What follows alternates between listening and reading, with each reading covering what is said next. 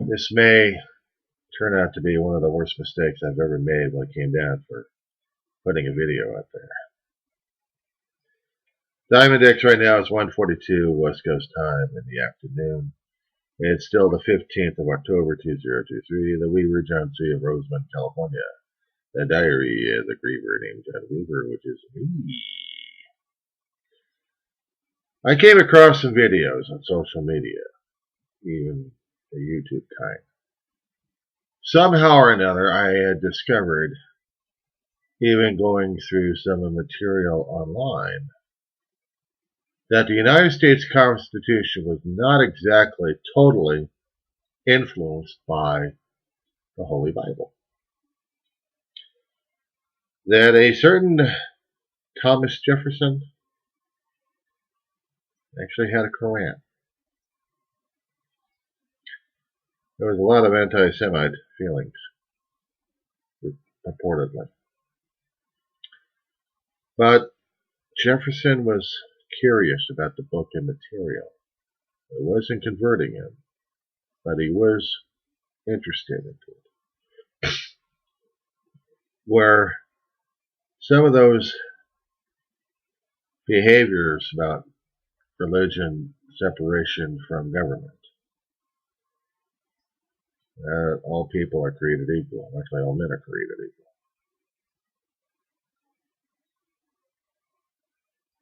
It's quite funny because I never, part of my recollection, ever came across that in a Judeo-Christian, even in the Torah. Sorry for the pronunciation.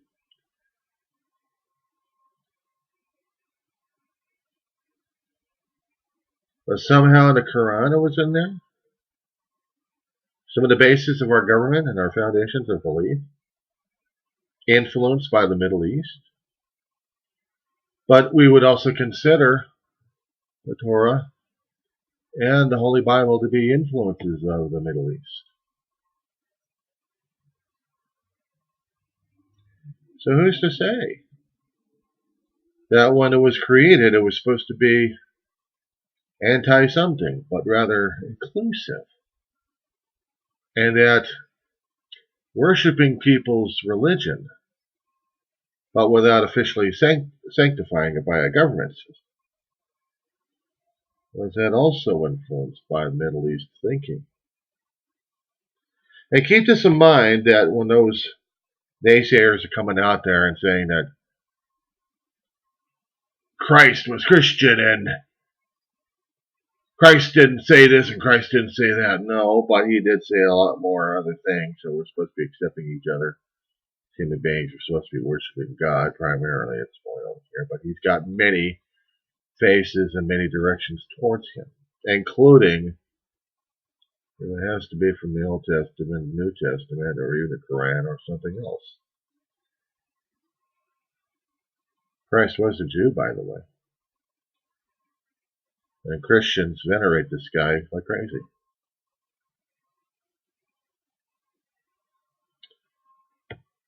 And without making any disturbing remarks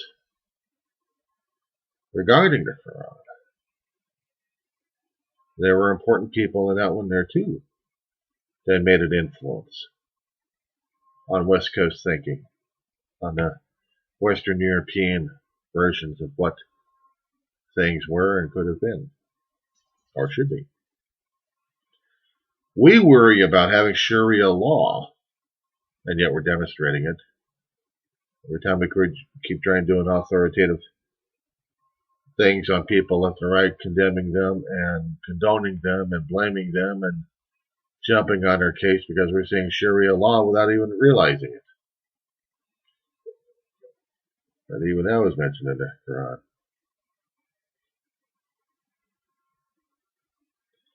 So, how is this realization going to help us these days in dealing with the Middle East, and not to mention ourselves? A lot of people, youth, are coming over to the adults trying to challenge them. There's been videos posted left and right out there. Even when they're coming up to the professors and lectures, during class time and challenging them openly, which led me to do the research on this. I did not in all the times being in the college systems and also in the educational systems, I had never came across Thomas Jefferson, one of the guys who was responsible of our Constitution, the Declaration, and not to mention him becoming a president at one time, influenced by the Quran. We would scream bloody murder if we thought that this was Sharia law in effect over here, and then go crazy with it. Again. What would have happened if we actually had been educated a long time ago? Would our country still fall apart as it is right now? Or back then? Will we still have a country during that time? People had a problem concerned about the Middle East because they didn't understand it, didn't want to understand it at all. They didn't realize that some of the teachings that they keep reiterating left and right, even when they're in the Catholic system, was from the Middle East. Granted, we had popes being installed in Italy during the Holy Roman Empire. They didn't have Judaism during that time. Catholicism came right after Christ did. Right after Christ. And Christ was a Jew. He was taught in the synagogues by the Pharisees. But even during those days, he still had to challenge them, because to him and to what his internal teachings were, God Almighty, men were screwing it up left and right. What the interpretations were supposed to be. Now, I don't know what the arguments were. I was privy to that. So I'm assuming that Christ was really sure of his game. And the Pharisees were scratching their heads on this one because he was teaching the teachers. A Jew teaching the Pharisees what God was all about.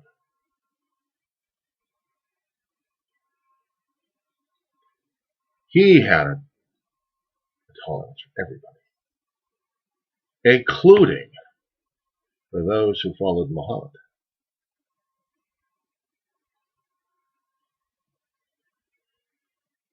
He was a teacher of himself, spreading what he knew, what his wisdom was. He didn't hold it against anybody. He didn't thump on people's heads, saying you cannot do this and you cannot do that as a worship. And he didn't like the hatred either. He didn't appreciate that one bit. He was trying to say that on the Sermon on the Mountain. Sermon on the Mount, actually, they called it. He was trying to make a point to humanity.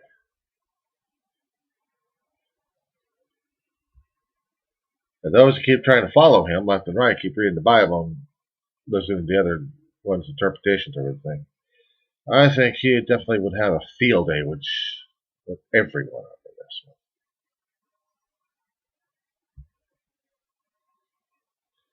But would it freak him out? Would it freak Jesus out if right over his presence that somebody was actually reading the Quran? Would it have freaked him out a great deal? Because during the days when he was there, they did have the Quran, or the teachings were being processed and built on for generations to read and understand. He wouldn't have had a problem with the damn thing. It wasn't a problem. It wasn't a damn thing at all. It was no problem. Forgive me if I misspoke. You're probably going to be asking me how I think and view about it. So before, there are many paths to God. There are many teachings. And yes, we all have our misgivings and misunderstandings because we're not hip and up to speed. And if I got a general gist of what the thing is, it doesn't know me much. Yes, I claim ignorance. I claim ignorance from the old teachings in the Old Testament. Because I'm not hip and memorizing everything there. Nor am I hip and up to speed on the New Testament. There are passages I got the gist for. Sometimes it's should have been enough. When it comes down for the Quran, I only get a little bit less. Because not much has been taught or understood.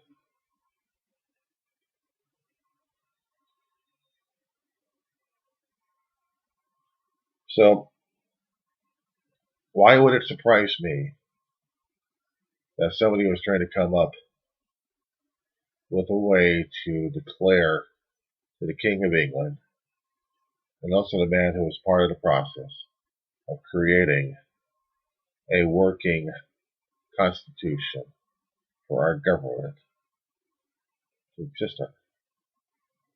Why would it have surprised me that he had source of material with him that helped out with our own formation of the government and its operation of the government? Does it make us all Muslims? No. Does it make us all Arabs? No. The ideas and idealisms that were put into the Constitution is what I view and I look at. They're not sacrosanct, they're just imperfect, but they work. I'm not arguing with it. The Constitution is made to be amended, to be processed, or changed in a way if it has to be. Nothing wrong with that, because that's how it was generated. Thomas Jefferson was influential in it. I'm not going to argue about that one either. There are also probably Judeo-Christian values in the thing as well. However, none of it was mentioning anything about spirituality or religion. But there are values in the Constitution that we still have to strive for anyway. They talk about a process of the government, but there is a little bit in there that still gives us a meaning about our country and about our way of life. The Declaration of Independence that we actually had was something to declare to the England and to the ruler of England during that time. We had enough. The 13 colonies had enough. You want to rest, guys. You want to talk? Okay, we'll talk. You want to negotiate? We'll negotiate. But if you want to bloody our nose, then we'll bloody your nose. We all know what the hell happened after that. But we didn't have a holy jihad over it either. We didn't have any fatwas during that time. We were still trying to sort ourselves out. Trying to see all the idealisms that people had suggested to be put into the Constitution.